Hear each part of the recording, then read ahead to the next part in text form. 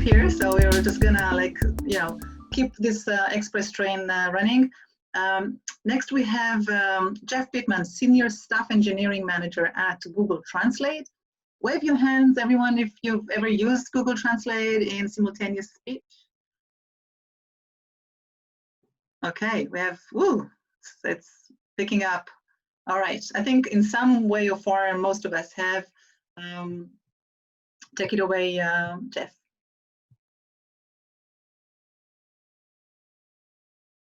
All right, thanks, Talia. Hopefully everyone can hear me okay.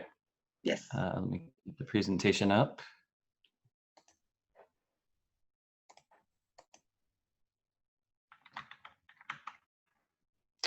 Does that look good? Yes. All right, thanks for the introduction. As Talia introduced, today I'll be talking about simultaneous speech translation in Google Translate. Just to put things into context, when I joined the Translate team 5.5 years ago, the Syrian civil war was raging and the number of refugees reached over 4 million people.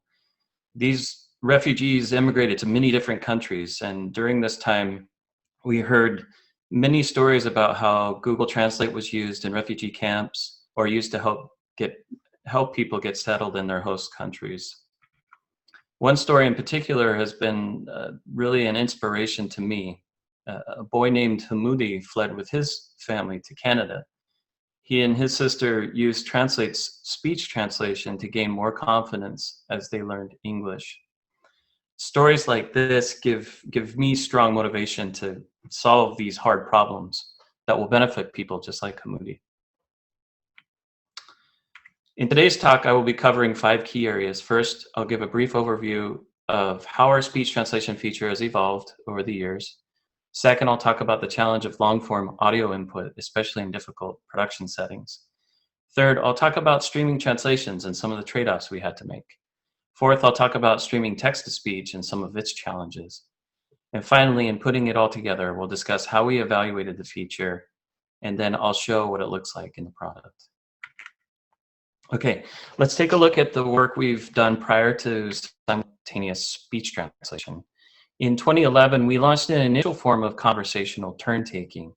It was a very basic implementation and one that many developers start out with. Take audio, send it to speech recognition, take that transcription and send it to translation, and then use text-to-speech to emit that text. These are the 3 components of automatic speech translation, whether it's in the form of turn-taking or simultaneous speech translation. How you tie these components together is another equally important area to invest in. We can call this model orchestration. In the first implementation, I give 3 components and gaps. For each component, we set up a TP connection, send out requests, and receive separate responses. For the most part, it worked okay. In a sense, it was a good demonstration of what we could do at the time. But when orchestration was on the client, we could see latency changes that were on the order of 3 to 6 seconds. Which brings to mind what Larry Page used to commonly say: latency is a feature, in particular low latency. So around 6 years ago, we worked on a project to merge these components behind a single streaming TCP interface. The results were incredible. After pushing the orchestration up to the server, we started seeing 1 second at 90 percentile to 3 second at 95 percentile latencies. A big improvement over the previous implementation. And the improvement had led to a doubling of usage. But we weren't doing it. Now that model orchestration was completely on the server side, we started to look more closely at the components we're talking together. What we found is that the ASR models producing hypotheses faster than we translate. The effect was that the system was spending time translating events that were obsolete and ultimately be replaced. In the animation, an example of a discarded event occurs when a like cheese without a period becomes obsolete.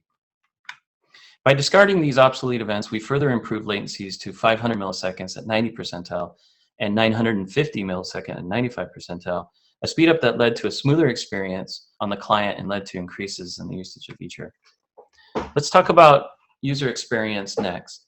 Specifically, we implemented 3 ways to input audio. The first method is tap and hold. In this method, the user holds down the source and target microphones to speak. Releasing will end the audio stream and therefore complete the sentence. The second method is a tap on the source or target microphones. This will start the audio stream and then rely on the speech recognition's end of speech model to stop recording and end the sentence. The third method is using the auto microphone, which I'll explain in the next slide. On the server side, using the auto mic, we process the audio stream through 3 models simultaneously: a speech-based language identification model, a source language model, and a target language model. After a second or so, the lang ID model returns which language and a confidence level. Once the orchestration layer sees it, it picks the events generated by the higher confidence language and continues to use that model for future audio events. In this diagram, we see that the system has chosen the target language model based on the input audio. Overall, the experience is okay, but there remain many cases where it doesn't work. The endpointer isn't great, especially in noisy environments. Similarly, the lang ID component is subject to error. As an alternative to improving the endpointer and the language identification model quality, we asked ourselves, what if we just kept the microphone on so that we didn't have to rely on those components? Turns out this is much easier said than done. We first collaborated with a separate research team within Google. These researchers and engineers were experts at sound understanding, and we're building a long-form audio input service for the deaf and hard of hearing. The research and development here identified 3 key problems to improve on. The first one is the codec. The second one is dealing with network timeouts. And the third is making sure that the ASR model is trained on long-form speech. And I'll talk about these things in a second. So for many years, we used what's called the adaptive multi-rate wideband codec for our audio input. It served us well, especially since we were focused on the user being close to the microphone. However, ambient noise and distance to the microphone were key factors in affecting word error rate for speech recognition. Investigation into codecs revealed that OGG Opus provided superior quality when factoring in ambient noise and distance to the microphone. Dealing with the network timeout was incredibly tricky. The primary timeout came from the speech service itself, which would only allow for a maximum of 30 seconds for a session. But there are also secondary timeouts. Anything in between the client and server can cut off the connection. The key solution was to implement an audio buffer on the client and repeatedly reopen the speech sessions. These were then stitched together always to create this seemingly always-on connection. You can learn more about this through the Sound Understanding team's GitHub project, which I link here, called Live Transcribe Speech Engine. As to the speech recognition model itself, fundamentally, we needed a model that had to be trained on long-form speech data. For some time, YouTube had already built an automatic closed caption service. The key insight there was that we had to use their models that were trained on these long-form data from YouTube. And it performed much better than those that were trained for voice search applications. These in-domain ASR models perform quite well for the use case we were targeting. Once we had a better codec, solved the network timeout, and had a better model, we now have a better foundation that no longer requires an endpointer, and it no longer requires a lot of tapping on buttons. Okay, so now that we have long-form audio input in speech recognition in place, we started looking at the process of streaming translation more closely. In our first prototype, we translated on every update, as you can see here. Among the trade-offs of speed, stability, and quality, this implementation maximizes the trade-offs of speed. To help better intuition around this prototype, we conducted user experience research, talked to professional interpreters, testing with what we have. Through the research, we tried many different use cases to see where the feature would perform the best. It turned out that a single speaker with limited background audio would work the best. In particular, lectures where a single person speaking at a dinner table in a quiet environment. With that focus on use cases, we began to test those scenarios with real people and quickly found that participants thought that what we had was disruptive due to rendering instability. So we decided that this was an important problem that we had to address. A naive fix would address this by optimizing stability and quality as seen in this example. Here, we translate after every sentence is complete. But as you can see, it takes quite some time to display translation. One of the things we learned in talking to professional interpreters is that listeners have a low tolerance for higher latency. Anything higher than 2 to 4 seconds is a very uncomfortable wait. With these learnings, we began work on how to stabilize the output of long-form simultaneous speech translation. Built on the work of several other research groups, we found a way to reuse off-the-shelf speech recognition and translation systems by using edit distance heuristics to stabilize the prefixes. We further improved that stabilization by making NMT, or the machine translation system, prefix aware. Through this, ultimately, we have found the right trade-offs between quality, voice-to-eye latency, and stability. The techniques of stabilization and metric evaluation were established by the paper Retranslation Strategies for Long-Form Simultaneous Spoken Language Translation. And here's what it looks like when we apply our research or our production system.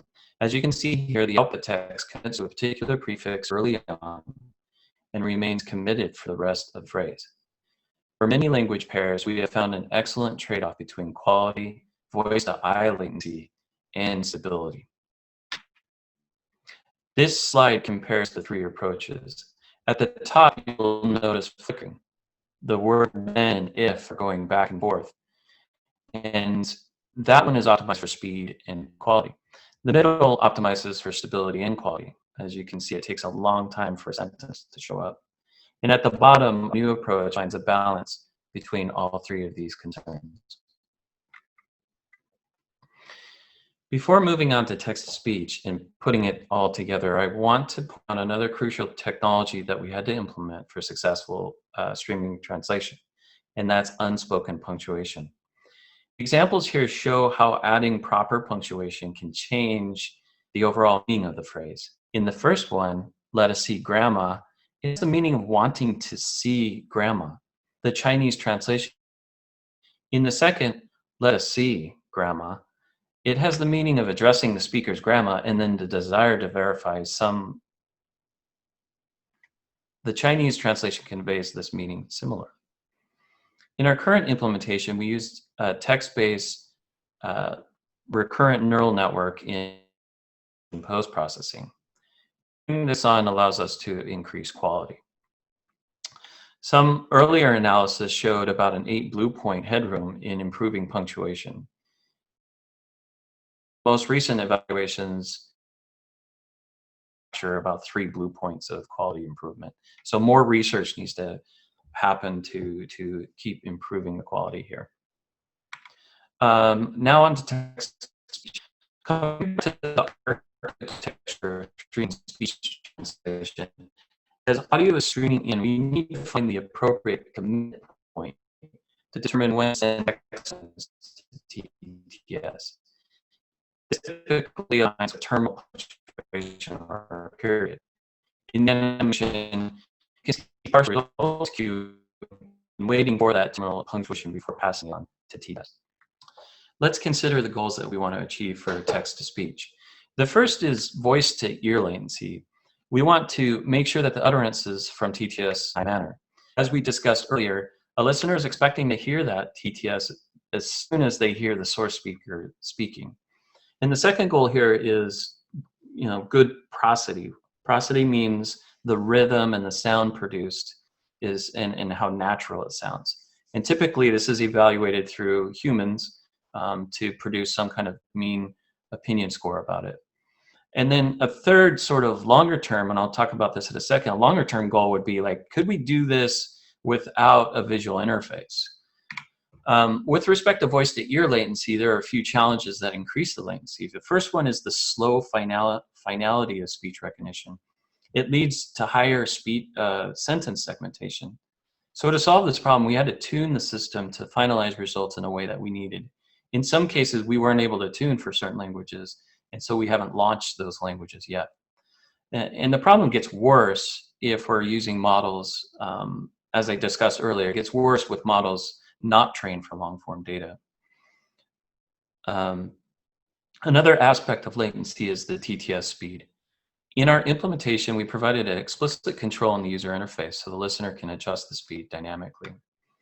However, we have to be careful with speed, because as you adjust that speed higher, you sacrifice the prosody in how it sounds. Also, another aspect is that many TTS systems have input length limitations. So just like speech recognition, we have to sort of like make sure that the system isn't cutting off text in midstream in a sentence. Otherwise, that'll factor how it's uttered. Excuse me. When speech-to-speech translation is served without a UI, such as in the background, it requires a higher translation quality bar. This is because while looking at the user interface, the user has a way to compensate for errors that are made by the system. And another issue with a pure voice UI is sort of navigating how do you get in and how do you get out. While I believe there's been a lot of progress in this space, I think we're still years away from a low-touch, pure sort of voice interface for speech-to-speech translation. So in putting it all together, I want to first talk about the process of evaluation and some of the lessons that we learned there. Then I'll show how the feature, what it looks like in the end-to-end product. As part of this effort, we wanted to see if we could set up a controlled environment and collect a quantitative measure of opinion from raters. Initially, we set up a process to have 3 bilingual raters watch a video in a source language and read the static target language text. Then we asked them to rate the adequacy, the fluency, and whether the text got the gist of the original meaning. The test set was constructed from 100 one-minute publicly available videos. We asked crowdsourcers to identify the videos and focus the domain on clean audio with one person speaking during that 1-minute video. In this experiment, we encountered a lot of problems. We found that the domain of test sets were misaligned across the languages. Some sets were easier for speech recognition than others. And we also suspected raters would click through YouTube's recommendation list, and that also introduced algorithmic bias in selecting videos. In addition to this, raters themselves were not very trustworthy. For example, understanding the source language introduced bias, and some rater pools were too small and were subject to biases like answering yes and agreeing to everything as being correct. So we improved upon the process in a couple of ways. First, we minimized video selection bias with better quality control. And the second thing that we did was we eliminated the bilingual bias by using sort of a monolingual template where we could just rely on raters that just spoke the target language. Overall, we ended up using this evaluation as a way to judge new languages we want to launch. Once a language is launched, we then focus on the automatic metrics as well as the feature being used through instrumenting the product. And here are the results. We launched support for 10 languages in March, and recently launched streaming TTS support for Pixel Buds. In the animated GIF, you can see when TTS is emitted based on the highlighted segments. So to summarize, today I gave a high-level overview of the core components of speech translation. We learned that latency is important to users, but not at the expense of stability or TTS prosody. We needed a balance of all 3 to build a useful system. While we've made some initial progress on this, the road ahead is long and difficult. We're looking forward to further discussion and advancements in the field of speech-to-speech translation. So thank you everyone for your time. I'm looking forward to answer any questions that you might have. Thank you, Jeff. So interesting, just instant. We're used to now having just instant communication, and then as we diverse across languages, across cultures, it just gets more and more complicated, and the systems need to keep up. So I have, everyone, please feel free to add questions in the chat. Some of you have A quick sort of compound question, I guess. I'll just compound it. How do you handle speech, any types of speech disruptions, whether it's the articulation of the speaker, and also, you know, code switching when somebody just speaks with multiple languages, people, especially, you know, in English, core English countries, speak another native language, right? They would mix the languages, certain acronyms would be said in a different language, right? All of that. And also just syntax wise, right? When you switch from language to language, the phrase order, the sentence order changes in different languages. So as the simultaneous speech translation appears from speech to text and vice versa, right?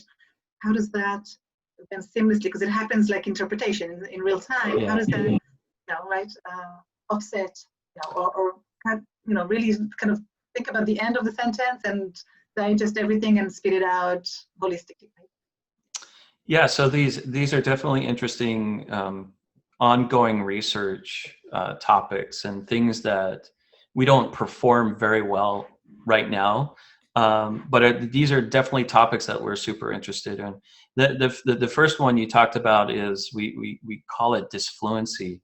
Sort of like as a person talks, they'll say something like, oh, I mean, and then they'll switch the word, and it's sort of like a whiteout process, but in more of a conversational, right? And a lot of times, and most of the times, professional interpreters, they pick up on that immediately, and then they make the adjustment and they sort of white it out in the target language. Our system doesn't do that yet. We're aware of that being an issue, and it's something that we're looking into. As far as code switching, that's also something that we're aware of and requires further research to get right, because there's a plenty of languages around the world where people are sort of mixing different words. And when I actually lived in Taiwan for 10 years and learned Mandarin there. And while I was working there, I was working in the semiconductor industry, and when I was working with people there, we would constantly sort of like flow back and forth between Mandarin and English, because English was used for like specific technical terms, while like the rest of the sentence structured around it was Mandarin. So it's a common problem, and it's something that we're thinking about. Mm-hmm. So how are you thinking about the next languages? What prioritizes the next target peaks? And also when you run those tests, and it's very interesting, maybe you can talk a little bit more about the user research insights that you've gathered, but how, is there have you noticed varieties researching English speakers here domestically in the US versus target language? Yeah, so I'll split that one up into two parts. So the first part is like, how do we qualify a language? And speech-to-speech translation is sort of like an end-to-end set of components that you put together. And that front component, the speech recognition, is like super critical. And so one of the first things right out of the gate that we look at is whether the word error rate of the transcription is low enough. And once it's reached a low enough error rate, then we start looking at the next component, is punctuation. Does it have a good way of adding commas and periods and question marks? Once that's in place, then we look at the machine translation and say, okay, for this language, is it decent enough quality? And so we have to sort of like break it out and look at these components from the beginning downstream from that.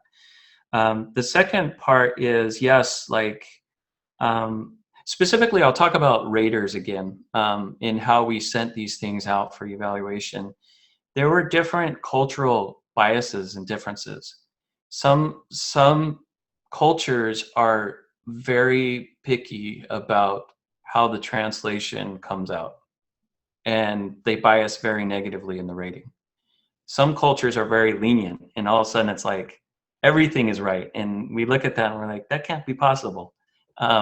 So one example, there's a lot of examples that are complicated. So Japanese is complicated because it has a different grammar ordering, right? It's got verbs on the end. Arabic is another challenging one because it has so many dialects, right? And there's sort of like, we're very Egyptian biased in our Arabic, but a lot of television and a lot of informal videos are like sort of like more Syrian form of Arabic, for example.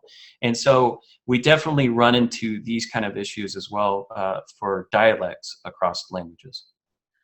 Right, and actually, Catherine asked about dialects. It's you know, so you mentioned Japanese. So Japanese has 9 honorifics, right? So those are very, very different. You know, you cannot translate those into English because we only have 2, maybe 3 at best. Yeah. The Spanish between, you know, the Spanish for Mexico versus Spanish for Argentina versus Spain, Iberian Spanish are, you know, folks are very picky, very specific about their own dialect, their own vocabulary, their own slang, right? And when they get it spit out in the other, you know, if I'm in Spain and I'm getting it spit out in more Mexican Spanish, that doesn't feel that it's for me, right? And vice versa. So yeah, have you, when you've done user research in those, and of course Arabic, you know, there are so many different dialects that are really quite different in terms of the, even if the vocabulary sometimes, you know, oftentimes is shared, how you would use the vocabulary would be different. The context is different. The mindset is different, right? Yeah. Attitude. So how would you, you know, in the user research you guys have done, what, you know, have you seen those kind of? Oh, absolutely. In fact, we don't have to do user research, right, because we have our apps, and there's like hundreds of millions of people that are submitting feedback all the time. And this is definitely a key piece of feedback that we see. One thing that we've explicitly have worked on is, for some languages, we're able to resolve what's called gender ambiguity. So for example, there's some languages like Turkish are very ambiguous for gender pronouns. And then when you translate it into English, you know, we have to figure out how to convert it to either he or she, right?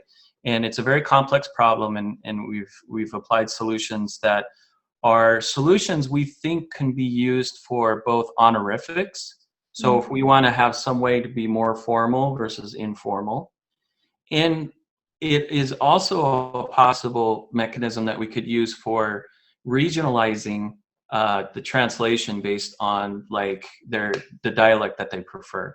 But this is all ongoing research. We don't have anything in a production system, and it's going to take some time because it's a very complicated issue. Yeah.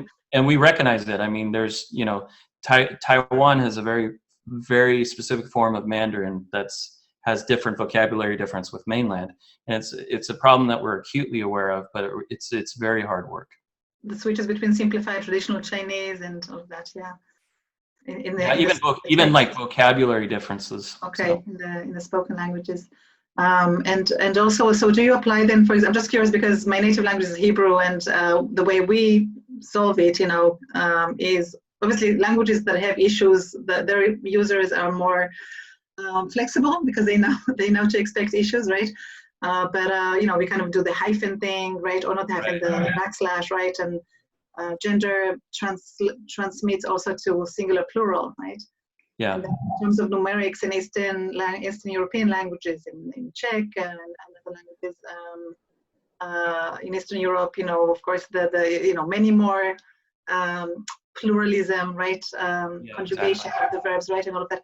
So are you able to kind of put some in the meantime, until the models are better trained and until the system is smarter, to put all kinds of sort of generic rules to appease? Yeah, there's a lot of debate about that, and it still requires model updates to do that. It's not easy for us to do like you know, like a simple string replace, because there's a lot of conjugation rules and how it's interconnected between the sentence segments. So it's a very hard problem. Right. All right. Well, good luck. You have a lot of work for the rest of your life. So that would be a big passion. It's really fun. Big mission, and yeah, very, very strong purpose. Thank you so much, Jeff. It was very interesting. Yeah. I'll stay around for about 10 minutes in the chat. If anyone else has more questions, I'll just type answers in the chat. Fantastic.